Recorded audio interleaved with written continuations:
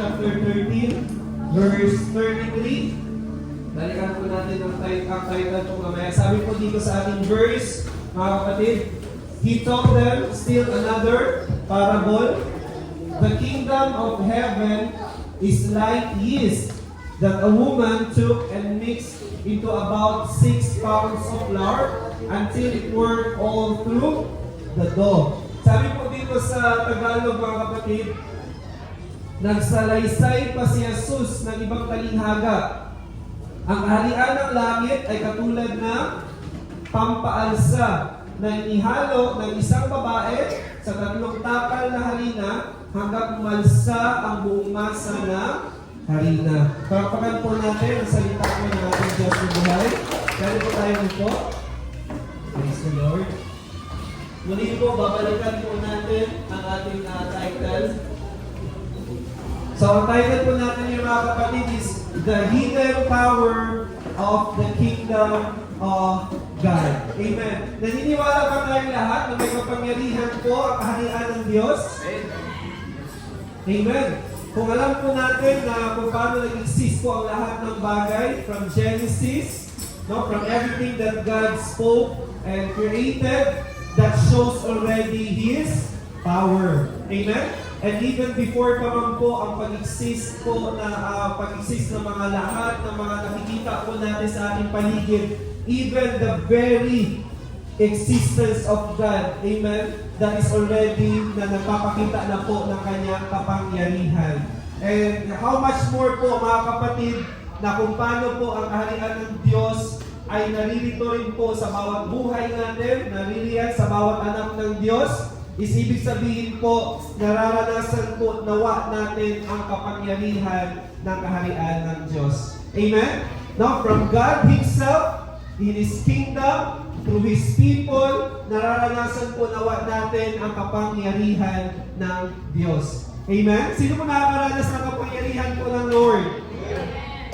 Amen. Madalas po sa mga kapangyarihan po na nasasabi natin na parang, power yan, makapangyarihan siya. Madalas yun po yung nakikita po natin externally. Pero alam niyo po ba, even not just externally or outside, meron din pong hidden or quietly po na kapangyarihan po ng Diyos na nag-work po sa kanyang mga nilikha. At yan po yung pag-uusapan po natin. That's why I titled it, The Hidden Power of the Kingdom of God. Amen? So mula po ito sa isang parable po, mga kapatid, na binasa po natin. Tungkol po yan sa parable ng ano? The parable of the yeast or ang talinghaga po na pampaalsa. Sino po nakakaalam ng yeast dito or ng pampaalsa? Sino po nakakita na? Salamat na nakita na kayo para mas maintindihan po ninyo. Pero later on, mas completely maintindihan po natin yung lahat. Ang objective po natin ngayon, mga kapatid, ay isa lang, to understand the hidden power of growth in the kingdom of God. Ito pong hidden power po na ito, we will talk more about growth, increase, multiplication. Yan po yung mga bagay po na pag-aaralan po natin ngayong umaga po, mga kapatid. But before po ako pupunta sa ating objective, mga kapatid, gusto ko po munang i-enumerate or i-explain po sa inyo ng mabuti ito po mga words po na ito, like yung salitang parable at yung kingdom of God. Para mas madali po natin maunawaan pagdating po natin sa yeast. Amen?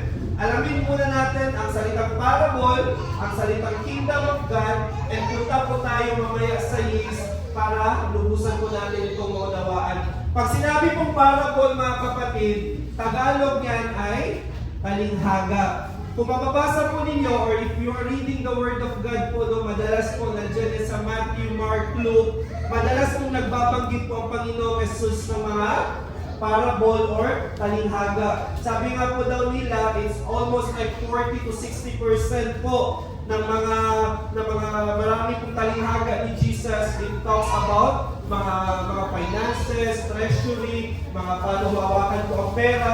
But there are a lot of parables po sa Bible. At ang parable po, mga kapatid, ito po ay isang short, relatable story used to illustrate spiritual or moral truth. Kaya di ba pag napapansin po ninyo, pag nag-speak po ng parable si Jesus, nagkwento lang siya ng mga maiiksing mga story. At ang kinikwento po ni Jesus madalas po about sa mga parable is yung mga common things po sa paligid o sa buhay po ng tao. Di ba napansin po ninyo, ano po yung mga naging parable po ni Jesus? About sa mga seeds, sa mga lupa, no, sa mga farming, sa mga practices, meron pa nga yung mga coin, di ba, mga salapi. Ano pa mga binabanggit ni Jesus sa mga parable niya? Di ba yung mga common things like sa pamilya, merong magkakapatid na ganito, merong lumayas na isang prodigal son. So marami pa po mga kapatid and even po yung mga natural elements like light, sun, light, salt, and vines. Pero ito po yung punto mga kapatid. Bakit po ba gumagamit po si Jesus ng parable? Ang parable po mga kapatid is to illustrate the realities about the kingdom of God. Isipin niyo po yun mga kapatid na ito ha, na maintindihan niyo ito. Ang ginagamit ni Jesus sa parable ay mga simpleng mga bagay po lamang at mga kwento. Pero ang mabigat po sa kabilang dulo po nun, ang mabigat po na equation nun, ay ito din po ang katumbas ng kaharian ng Lord. Kaya nga kahit gano'n po explain sa inyo dito ang about sa yeast, about sa kingdom of God, pag hindi nyo naunawaan ang salitang yeast, is hindi nyo rin maiintindihan ang parable ni Jesus about sa yeast sa tungkol sa kaharian ng Diyos. Amen? Kaya po gusto kong sabihin sa inyo mga kapatid, na yung sinabi po ni Jesus kanina about sa parable niya, the kingdom of heaven is light. Anong ginamit na word dyan ni Jesus? Yung salitang light. Sa figure of speech po mga kapatid, tinatawag po yung simile. Ang ibig sabihin po ng salitang simile mga kapatid, dalawang magkaibang bagay, pero nag-share po sila ng qualities na pareho. Naunawaan po ba natin yun? Kaya nga mga kapatid, kung maintindihan mo ang yeast, kung paano ito nag-work, maiintindihan mo rin kung paano nag-work ang kaharian ng Lord sa buhay mo. Amen? Pero hindi mo maiintindihan ang character, ang nature, ang mga bagay-bagay patungkol sa yeast, hindi mo rin maiintindihan kung paano nag-work ang kaharian ng Lord patungkol po ito sa talinghaga ni Jesus. Amen? Nakuha ko ba natin? Very simple lang po yun na analogy po sa about sa the parable. Ngayon, kung naintindihan na natin ang yeast, maiintindihan mo na ang kingdom of God. So ano ba ang kingdom of God? Ito po yung the rulership of God. Matindi no? Kung maunawaan mo ang yeast, maintindihan mo na ganito pala na nag-rule ang kaharian ng Diyos sa buhay natin. Higit po sa lahat, it's the reign of Jesus. Kasi po ang kaharian ng Diyos, kung nasaan po si Jesus, present din po ang kaharian ng Diyos. At kung nasaan po nire-represent ang kaharian ng Diyos, it lifts the name of Jesus. Kasi sa kingdom of heaven mga kapatid, wala pong ibang namumuno doon kundi si Jesus. Kaya nga po sabi ni Jesus sa Mark 1:15, di ba? The time is fulfilled and the kingdom of God is at hand. Kailan daw dumating ang kaharian ng Diyos? No? Dumating rin si Jesus. Amen? Kaya kung hindi po dumating si Jesus po dito sa lupa, wala rin po ang kaharian po ng Diyos. Although in the Revelation, meron pang kaharian po ng Diyos, yung physical talaga na Jerusalem, darating talaga yon. Pero that was in the Revelation, that's a different story na naman po mga kapatid. Ang kingdom of God, it is also where the will of God is done. Amen? So, ganito pala ang yeast mag-work sa buhay ko. Ibig sabihin, ganito pala dapat matupad ang kalooban ng Lord sa aking buhay. At higit po sa lahat, pag sinabi mong kingdom of God, it is the invasion of heaven's authority into the earth. Amen? Hindi pala basta-basta ang kaharian ng Lord, no? Ang dami palang ginagawa, yung rulership ni Jesus, paghahari niya, yung invasion ng kaharian ng heaven, at higit po sa lahat, doon po nasusunod ang kalooban po ng ating Panginoong Jesus. Bakit po napakahalaga maintindihan po natin ang Kingdom of God, mga kapatid? Because this is the key na kung saan po nagtatagumpay po ang buhay ng isang anak ng Diyos mula sa kaharian ng kadiliman. Amen? Paano po nasasabi po, mga kapatid, na kapag naunawaan mo ng mabuti ang kaharian ng Lord, ito po ay nagiging susi upang magtagumpay po tayo. Kasi pag binasa po natin ng Daniel chapter 2:44, sabi po dyan, sa panahon ng mga haring iyon, ang Diyos sa kalangitan ay magtatatag ng isang kahariang hindi maibabagsak. And then sabi pa po dyan, di masasakop ni naman, dudurugin ito at ganap na wawasakin ng iba pang kaharian at mananatili ito magpakailan paman, kaya hindi na makakabangon iyon kahit kailan. Sino po familiar dito mula po sa dream ni King Nebuchadnezzar sa Daniel chapter 2? Di ba nag-dream po si King Nebuchadnezzar? Ano nga yung nag-dream niya? Isang malaking statue or rebulto. Ano nga yung ulo? Ginto, di ba? Yung katawan is silver, ang chest, and then bronze, and then iron, and then magkasama pong iron at clay. Ano po nung nangyari, mga kapatid? Meron di ba parang nahulog na pitak po ng lupa, and then dinurog po ang lahat po nadurog po yung statwa sa pamamagitan po yung lupa po nagululog. At ibig sabihin po, mga kapatid, yun din po yung kaharian ng Diyos. Ibig sabihin, kapag naunawaan po ng tao ang kaharian ng Diyos, ang paghahari po ni Jesus sa kanyang buhay, ito po yung nagiging susi upang siya po ay maging matagumpay even sa lahat po ng gawa ni Satanas sa kanyang buhay. Amen? Amen? Naniniwala pa kayo, mga kapatid, that bilang Christians or bilang mga anak ng ating Diyos, 24/7 rin na nag-work ang kaaway upang gapiin po tayo, upang itempt tayo, upang talunin po tayo, at upang ibalik tayo sa ating dating buhay. Sino naniniwala niyan? Amen? Sabi nga ng life po natin, even sa New Testament, our life is like a spiritual battle parate. Amen? We are always in battle. Kaya nga napakahalaga na maintindihan natin kung kanino tayong kaharian belong, at kapag naintindihan mo na kaharian ng Diyos ay hindi madadaig kailanman, that means you are an overcomer, at ibig sabihin victorious po tayo sa lahat ng gawa po ng kaaway. Amen? No? Hindi po dapat tayo magkaroon ng mentality or mindset na mananatili po tayo sa bagsak, mananatili po tayo na talunan, na mananatili po tayo sa mga bagay na hindi po natin ma-overcome. It's because we are part of the kingdom of God. Amen? The kingdom of God is victorious. Amen? Sabi mo sa katabi mo, the kingdom of God is victorious. Amen? At sino ang parte ng kaharian ng Diyos dito? Amen? Sino ang parte ng kaharian ng Diyos dito? Amen? Believe mo mga faith natin. Believe natin mga faith natin. Sino ang parte ng kaharian ng Diyos sa lugar na ito? Amen? Tayong lahat. So that means, if we understand the parable of the yeast, no? Kung paano po na nag-rule ang kingdom of God, that means we will also be victorious. Sabi pa po ng Colossians 1:13, He has delivered us from the domain of darkness and transferred us into the kingdom of His beloved Son. Amen? Nakikita na po ba natin ang parable?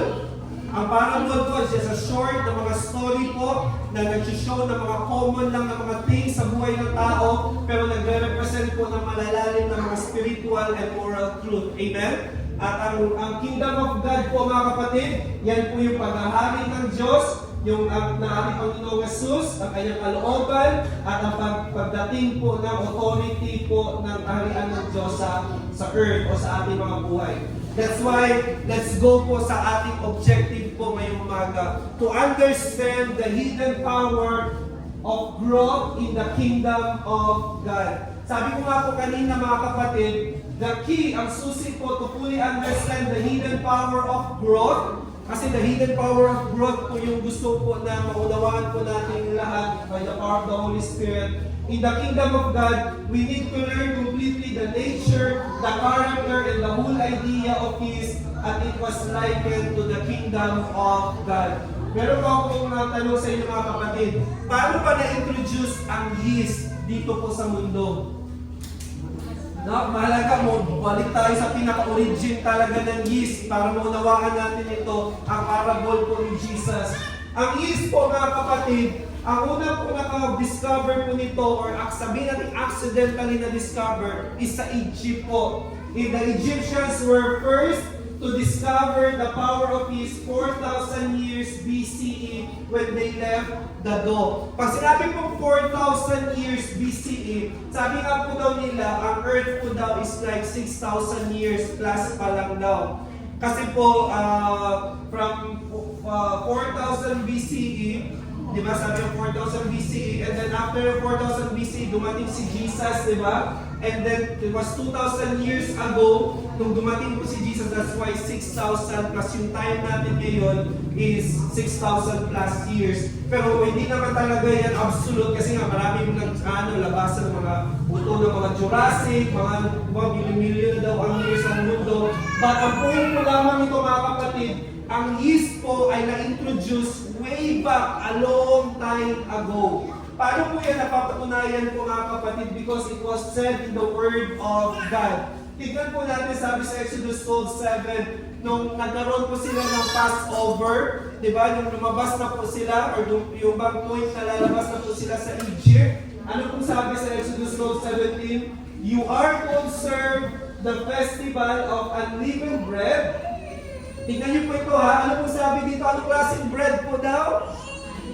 Unleavened. Ano po sabihin ng unleavened bread? Ano po ang Tagalog niya?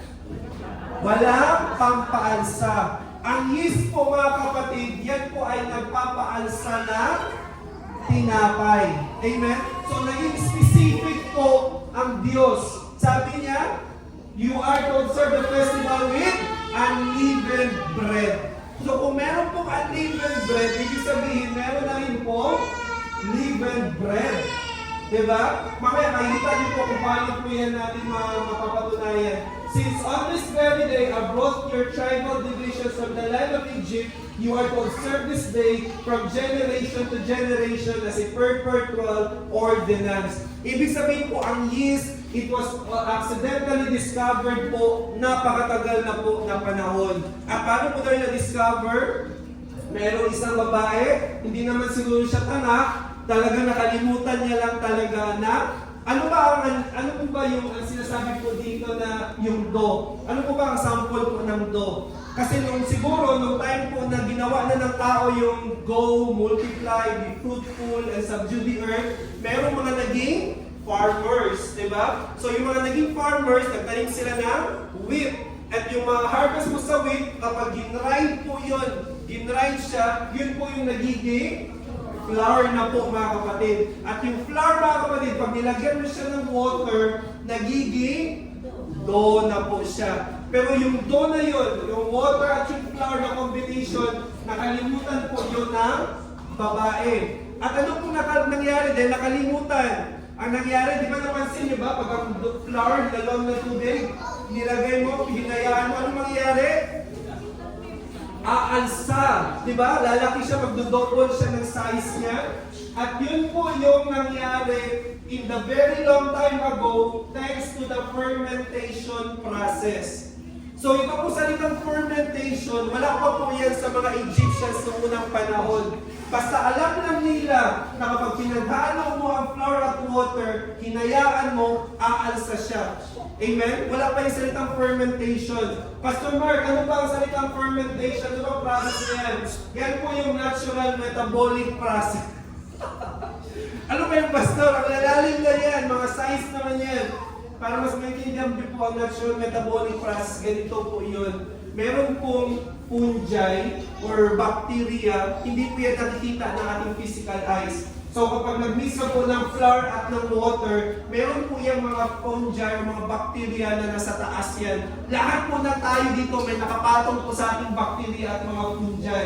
kasi nasa paligid lang po yan natin. So ngayon po, ito pong natural metabolic process, yung fungi po na yun, kakain, ang favorite niya pong kainin ay walang iba kundi carbohydrates. Ibig sabihin, kakain po siya ng sugar. So pag kumain na po yung mga fungi ng sugar po na yun, is nagpo-produce na po siya ng carbon dioxide. Dahil nasa loob po siya ng dough, hindi makalabas yung carbon dioxide, kaya ang gagawin niya, aalsahin niya ang dough. Nakuha niyo na ba?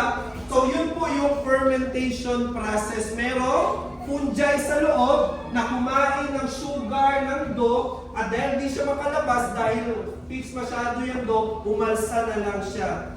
At magaling po sa fermentation process, mga kapatid, walang iba kundi ang yeast.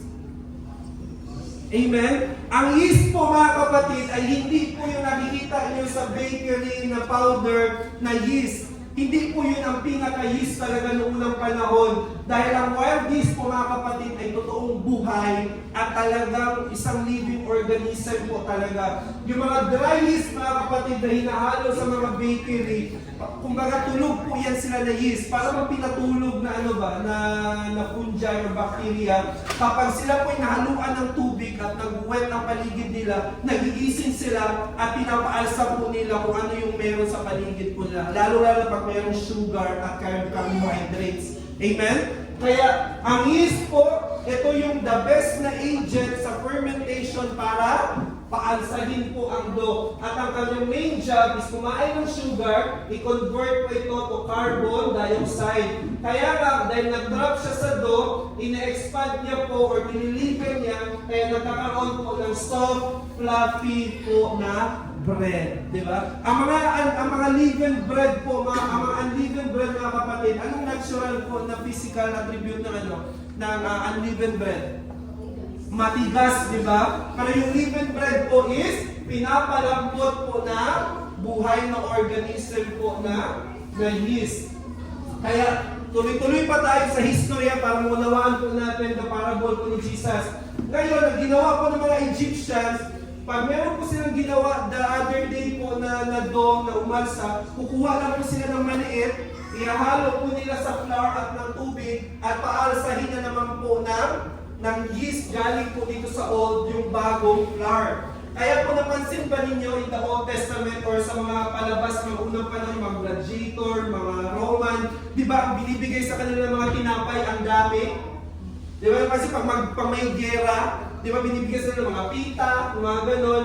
So yun po yung mga leavened po na mga bread. Kaya po hanggang dumating po yung 1st century BC or 1,000 years before dumating po si Jesus, nagkaroon po ng mass production po ng mga leavened bread. So yun po yung tinatawag na sourdough starter. Hindi niyo po maunawaan ang salitang sourdough starter dahil sa Philippines po tayo. Ang uso kasi sa atin is unlimited rice. Sa ibang bansa po kasi, ang kanilang main rice doon ay tinapay. Kaya marunong po sila gumawa ng sourdough starter. Kumbaga, yan din po yung flour at tubig lang, pinarest lang nila ng 6 days, aalsa po yun, kukuha sila ng maliit, ihahalo nila sa flour ulit na may tubig, at makakaproduce na sila ng malambot at masarap na tinapay.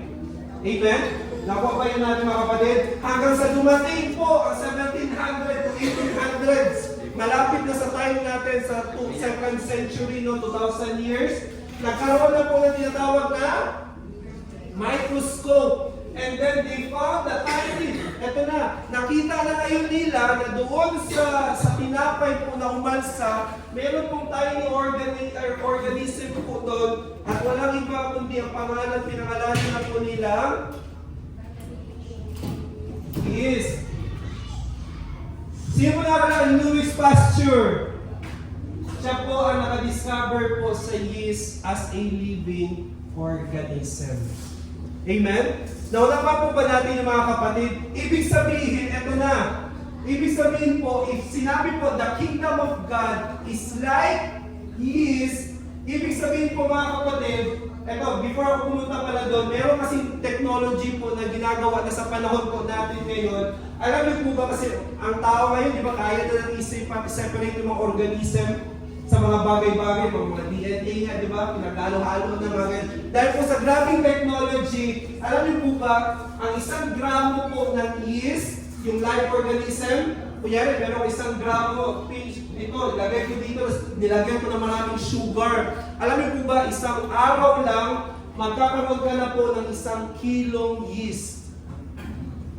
At ang pinaka mas amazing mga kapatid, sa 2 araw pa nalilipas, kaya ko mag-produce ng 1 kilo ng yeast ng 13,000 kilos or 13 tons na yeast. Naunawaan niyo na po ba ang characteristic, ang nature ng yeast po ngayon mga kapatid? It has the ability to multiply, increase, exponentially. Amen? So sinabi kanina, the kingdom of God is like a yeast. Ibig sabihin kung naghahari daw ang Panginoong Jesus o harian ng Diyos sa ating mga buhay, hindi pwede na hindi tayo nag-i-increase. Amen?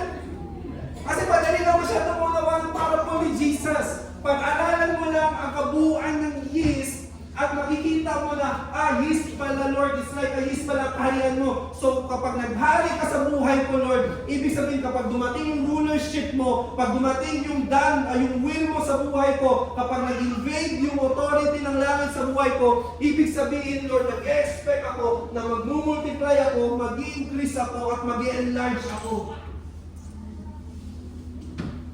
Amen?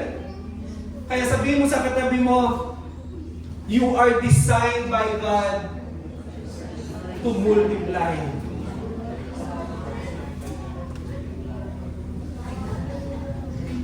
Amen?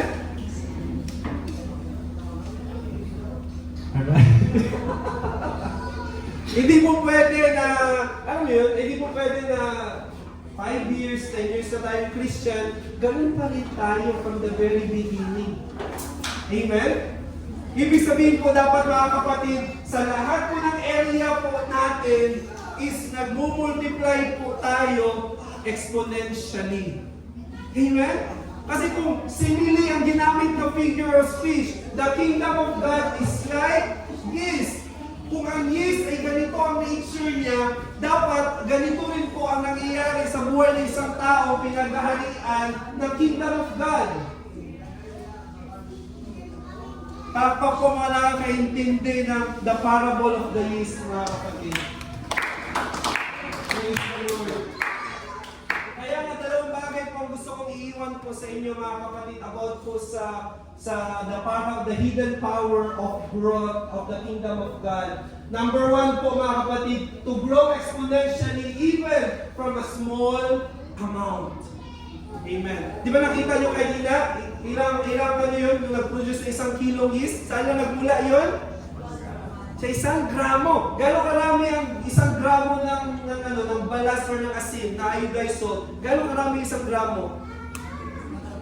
No, ang liit pa siya. Yung isang pinch mo ng gano'n, ewan ko lang, paabot na 1 gramo. Basta ang liit na 1 gramo. Pero after 1 year, 24 hours, nagiging 1 kilo.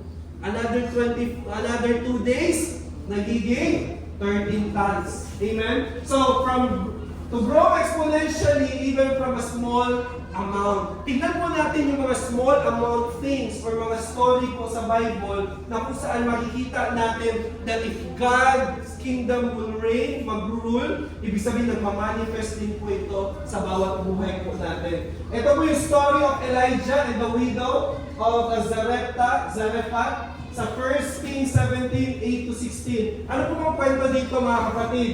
No? Kaya sinabi sa kanya ni Yahweh, sinutusan po dito si Elijah o si Elias mga kapatid.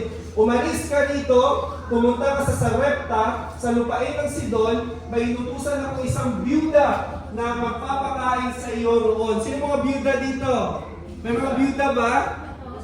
May byuda? Alam niyo ba, favorite kayo ng mga karakter ng Lord sa Bible. Malapit ang puso ng Lord sa mga byuda sa mga widow. Sabi mo dito, pumunta na siya roon at nang papasok na siya ng pintuan ng lungsod, nakita niya ang byuda na namumulot na panggatong. Sinabi niya sa babae, maaari mo upang makiinom. Aalis na ang babae upang ikuha siya ng tubig na pahabol niya sabihin, kung maaari, bigyan mo na rin ako ng kapirasong tinapay. So maliban sa tubig na hiningi po ni Elias, is nagpahabol pa po siya ng, ano daw? Kapiraso, tinapay. Kung sabi kapiraso, konti lang, di ba? Pero ano pong response po ng babaeng byuda? Sumagot na babae, saksi si Yahweh, ang inyong buhay na Diyos na wala na kami tinapay.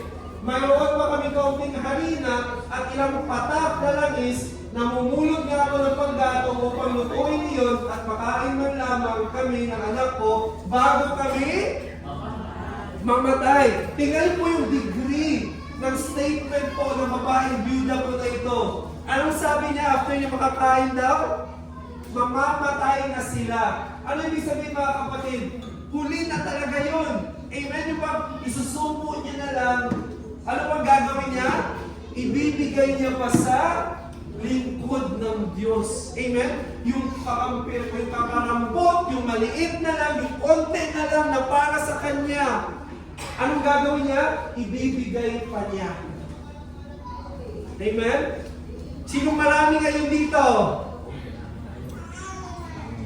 Alam ko po tayo rin, marami rin tayong mga kakaunting moments sa ating mga life.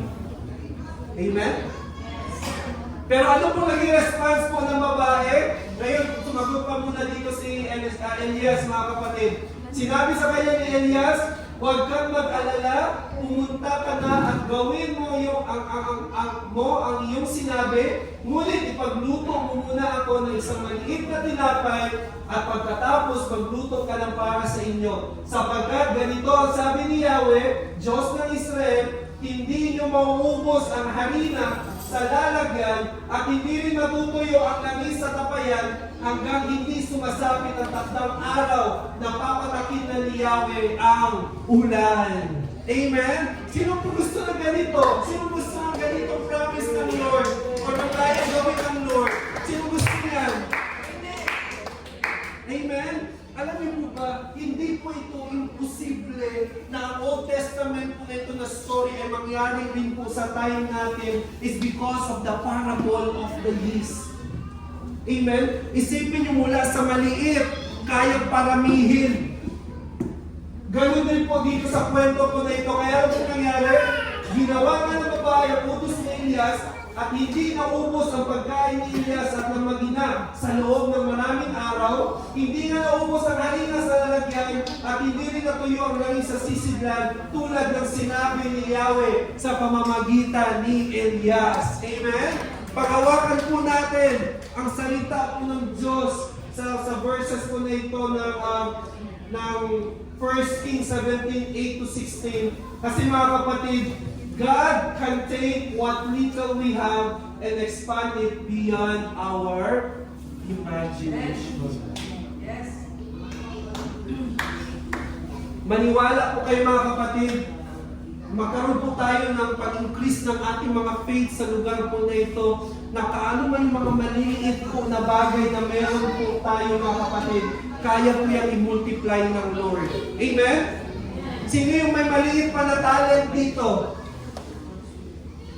Naniniwala ka ba na kaya i-multiply ng Lord ang talent mo? Sino yung may maliit pa na business dito?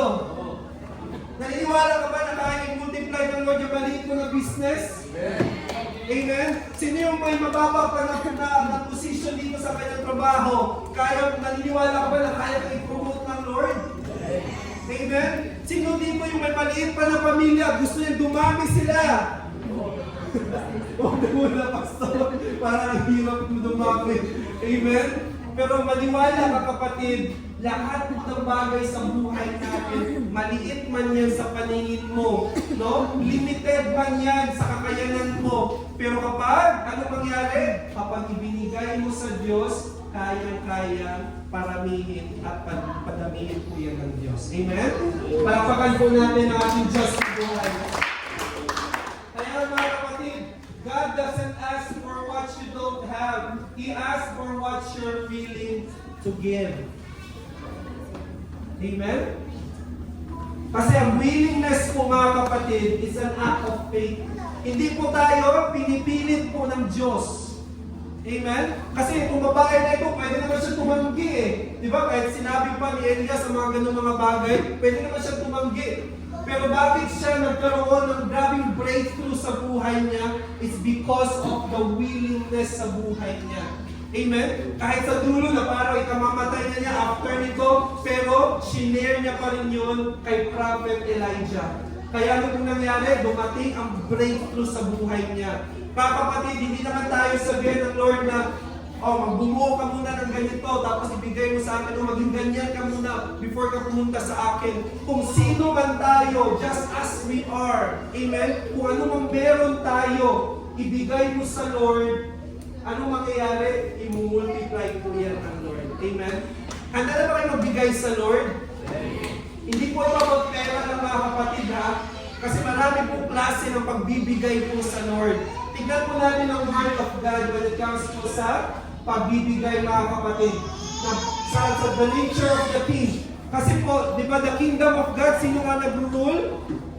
Si Jesus. Ano nga si Jesus? Isa siyang hari. Tignan po natin ano po characteristic ng isang hari. So, meron po isang king po dito sa kwento rin, wala iba kundi si King Solomon. Sabi ng 1 King 10, 1-2, and then dive tayo sa 10-13. Nabalitaan ng reyna ng Sheba, ang katangyaan ni Solomon, kaya nagsadya siya upang subukin ito sa pamamagitan ng mahihirap na katanungan. Dumating sa Jerusalem na may kasamang maraming alalay at may dalang maraming kayamanan. Ano itong bit-bit daw ni Queen of Sheba? Alalay at maraming kayamanan. So, mga kamelyo na may kandang iba't ibang uri ng pabango, napakaraming ginto at batong hiyas. At nang makaharap na siya ni Solomon, sinabi niya ang kanyang patay. Tuloy po natin dito sa verse 10. Ito po, matindi pa ang ginagawa dito ni Sheba, Queen of Sheba. Sabi po, at ang hari binigyan niya ng halos, ilan daw? 4,200 kilos po na ginto. Isipin niyo po mga kapatid, i-convert ninyo into grams ang 4,200 kilos. Ilan po yan? Ilan yun says? It's 4.2 million grams. At magkano na po ang grams ng ginto natin ngayon? Almost 7,700 plus na. So may convert po siya into peso mga kapatid. Ito kung tayo na binigay po ni Queen of Sheba, aabot po siya ng 36 to 37 billion pesos. Magkano dinala ni Queen of Sheba?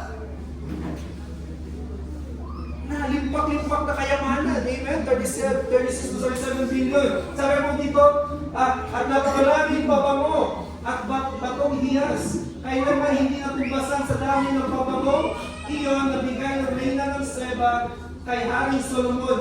Bukod dito, ang mga barko ni Hiram na nagdadala ng ginto buhat sa Ophir ay may dala rin mga batong hiyas at napakaraming kahoy na album.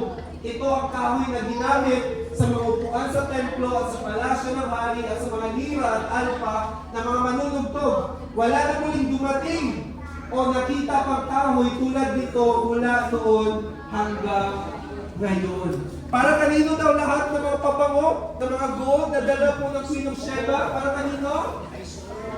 Kay King Solomon.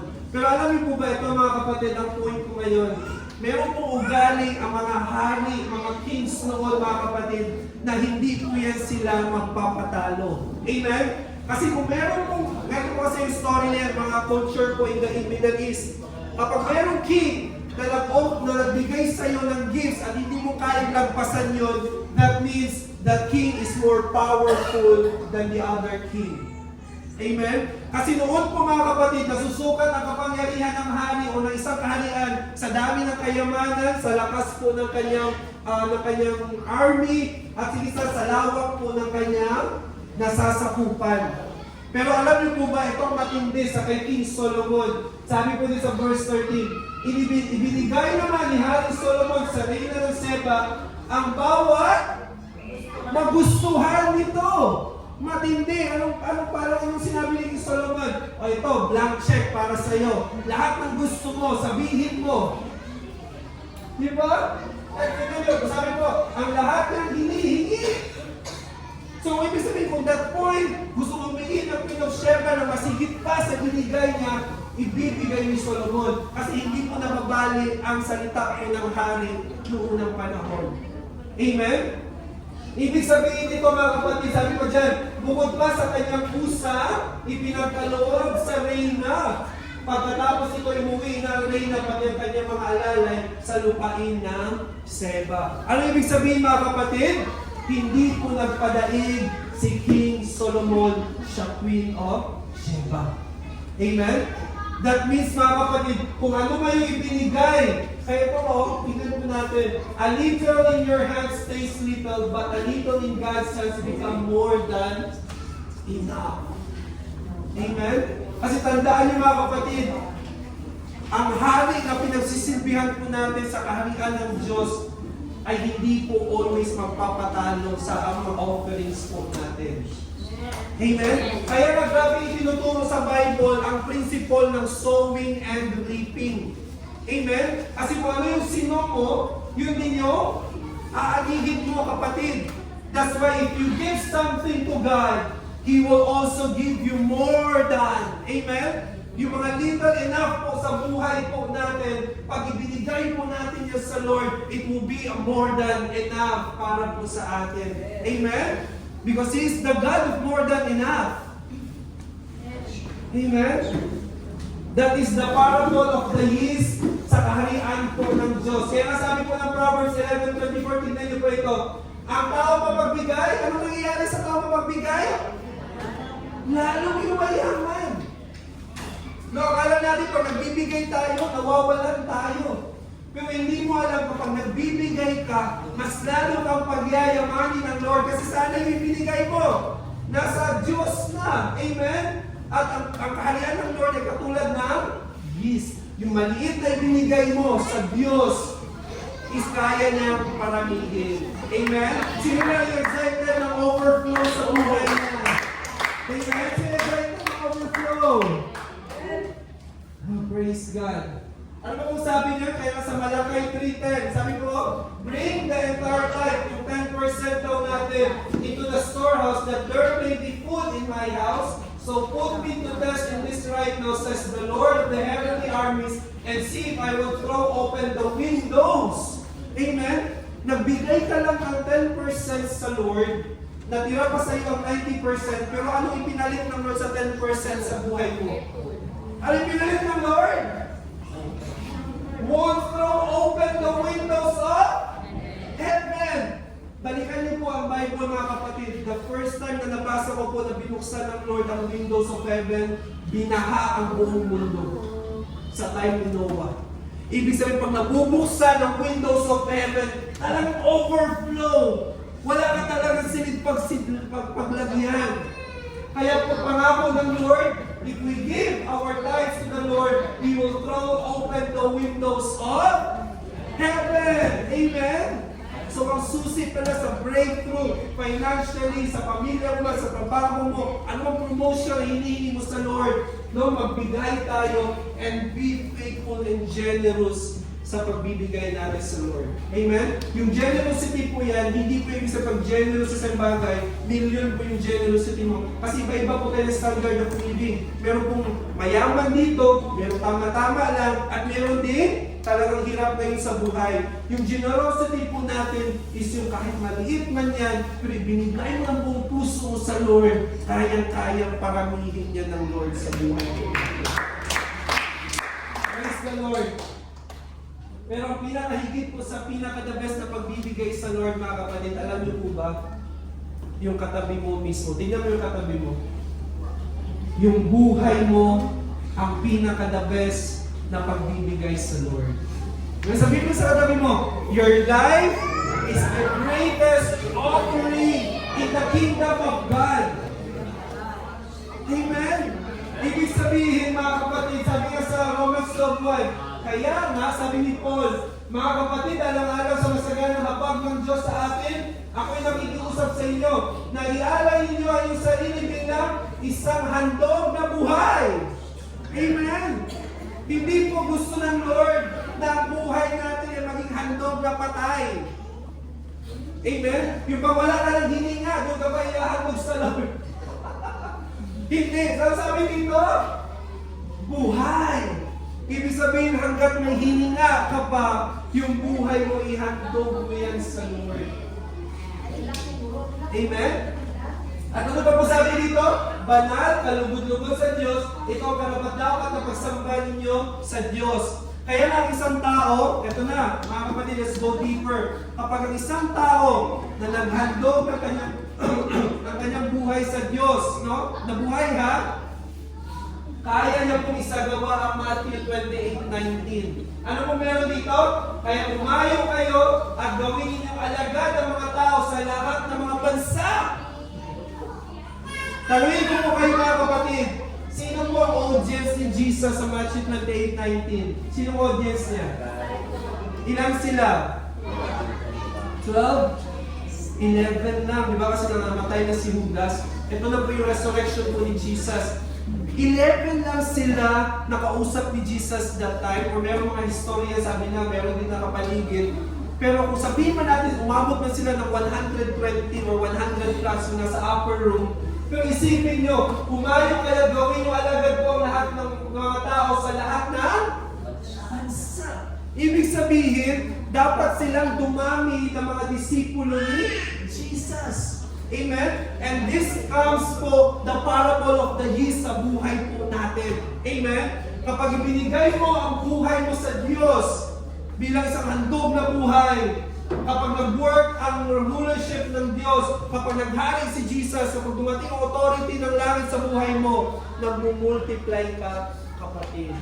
Amen? Kasi doon lang po tayo natututong mag-evangelize. Doon lang po tayo natututong mag-pray sa ating kapwa at magdala po ng mga naniligaw po na buhay patungo sa tamang landas sa kaharian po ng Panginoon Jesus.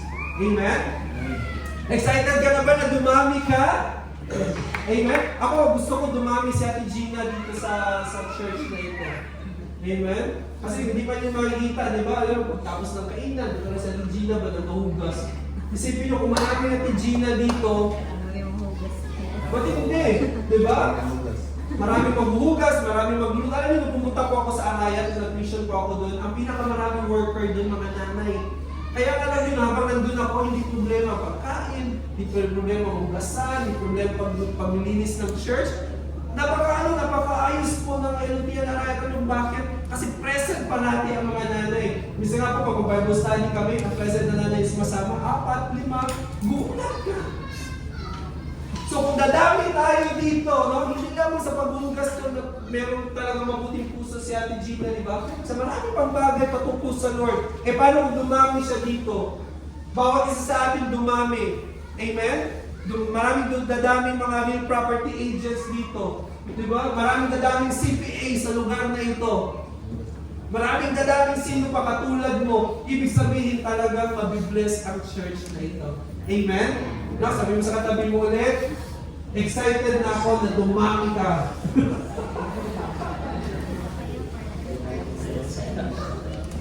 At ang huling mga kapatid, no, sa number 2, ito po napakaganda, about po sa parable po na yun. The hidden power of the kingdom of God as compared to the east. Pangalawa po, it has the power to transform from inside to outside or inside out. To understand that we're designed to live an impactful life. Kasi kanina po, dito sa Matthew 13, ano pong kalahati po ng parable nito? Di ba the kingdom of God is like a yeast? Dahil because may pumasok po na kwento that a woman took at least into about 60 pounds of flour until it worked all through the dough. Ang 60 pounds po mga kapatid ng flour is approximately 25 to 27 kilos. Sino pong kaya pumasan ng isang sakong bigas dito? Sabihin natin siguro, lalaki lang, no? May babae lang, pero kailangan talaga mamuwesta ng babae. ito, si Ate Dre. Tek, ayaw mo bumasa ng 25 to 27? Apo, hindi Ha? kayo. Hindi, di ba? At kaya na, kasi mo kaya kung isang sako ng half, ng 12.5 ba? Pero 25 to 27, ang bigat na po niya. Pero alam niyo mga kapatid, alam niyo ba kung ilang peraso lamang ng yeast ang kailangan mo para paalsahin mo 25 to 27 kilos? You only need 1/4 kilo ng yeast. Ikumpara mo ang 1/4 kilo sa 25 to 27 kilos. Di ba ang layo? Pero kahit napakaliit lang ng yeast, kaya nitong paalsahin from inside to outside ang napakaraming harina po na yan. At ang pinaka-amazing mga kapatid, it can feed 100 to 500 people depending on size. Kaya isipin mo, kung itong kaharian ng Lord na like His ay maghahari ng matindi sa buhay ni Buddy. Amen? 1/4 kilo lang ng yeast, Buddy. 1/4 lang ng kingdom of God. No, isipin mo, 100 to 500 people ang maapektuhan ng buhay mo. Amen, kapatid? We are made, designed by the Lord to have an impact po, mga kapatid, no? We are designed to live an impactful life. Kaya nga sa kingdom of God, sabi ko nga sa inyo, ang yeast po, hindi po nakikita ng naked eye po natin, no? Ibig sabihin, nag-work siya unnoticeably, in the quiet, but after how many hours or days, doon mo lang makikita ang epekto po ng yeast. God works quietly in your life even when you don't see it. Breakthrough often starts invisibly. Amen? Kapag nag-decide ng isang tao na ialay ng buhay niya sa Lord, kapag nag-decide ng tao na ibigay ang little enough niya sa Diyos, minsan hindi yan automatically na makikita mo agad. Amen? Minsan hindi agad na binibigay ng Lord ang breakthrough sa buhay mo. Pero ang pinakamahalaga doon, alam mo that the kingdom of God is like a yeast. Breakthrough starts invisibly. Kahit hindi mo nakikita, kahit hindi mo napapansin, alam mo na may ginagawa ang kaharian ng Diyos sa buhay mo. Amen? Kaya po alam mo mga kapatid, yung healing, yung pagmamature natin, yung pagiging malakas natin, pagiging matatag natin bilang Christian, o ang paghahanda man ng Lord sa buhay natin, sa background, nag-work po ang Lord sa bagay na yan. Amen? Kung may pain po tayo sa life na ito, kung meron po tayo mga anxiety, kung meron po tayo mga grabing kalungkutan, mga regrets sa life na ito, ang gawin mo, ibigay mo lahat ng yan sa Lord. Amen? Dahil may gagawin at may gagawin po ang Lord sa buhay po natin. Kaya ano po mangyayari mga kapatid? At kapag klaro na ang pag-alsa o ang pag-work po ng yeast o ng kaharian ng Lord, alam niyo po ba, makikita mo na binago na ng Lord ang puso mo, nirenew na ng Lord ang kaisipan mo, no? Yung life mo, makaka-apekto ka na sa community, sa classroom mo, sa mga kaibigan mo, sa mga kamag-anak mo, kasi magiging blessing ka na sa kanila. Amen? Sino dito nagiging blessing sa mga tao na kapaligid sa Kanya? Amen? Praise the Lord. And it shifts cultures. It spreads in your family, in your workplace, in your church, and in your city. Amen? Mga kapatid, sa aking pagtatapos, alam niyo po ba na habang ginagawa ko po ang topic ko na ito, napaluha po ako sa yeast. Alam niyo, isipin niyo, ang yeast ba?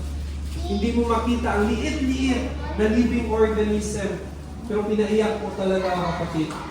Kasi sa conclusion po, yung reproduction po ng yeast, alam niyo po ba, yeast cells usually reproduce asexually by a process called budding, where a small daughter cell grows off the parent cell and eventually separates. Para mas munawaan niyo po at makita niyo po ang bagay po na ito po yun. Ito po yung yeast na cell, di ba? Ito hindi ko makikita kasi hindi na nakikita ng naked eye ang yeast. Pero pag nagkaroon na po siya ng fermentation, mga kapatid, is nag-start po siya na mag-produce rin po ng another cell. Kaya habang ini-imagine po, ina-analyze ko po ang picture po na yan, sabi ko, kaya pala merong Christ likeness. Kaya pala merong discipleship. Kaya pala merong mentoring, merong maturing sa mga buhay po natin. Kasi ang gusto po ng Lord, na tayo rin po kapag pinagharian tayo ng karya ng Lord is, nag-grow at nag-multiply din po tayo. Amen? Ang ganda, no? Lord, hayaan mo na ang kaharian mo, Lord, is maghari sa buhay ko. And then one day, mag-work ka, Lord, ng healing sa buhay ko, mag-work ka, Lord, ng restoration sa buhay ko, mag-work ka, Lord God, ng changes, ng purity sa buhay ko, and then eventually, one day, makikita ko na meron ka ng replication at katulad ngayon ng ginawa ng Lord sa buhay mo. Amen? No? Praise the Lord. At yan po ang the parable of the yeast. Amen? Kayo po tayong lahat. And let's receive the anointing po ng ating Panginoong Jesus that He designed us to multiply, He designed us to increase, and He designed us, mga kapatid, hallelujah, na magkaroon po ng Christ likeness sa ating mga buhay.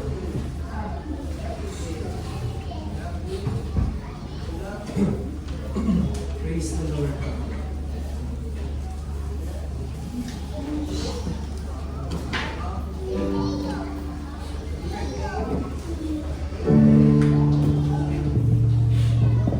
Amen. Thank you, Lord.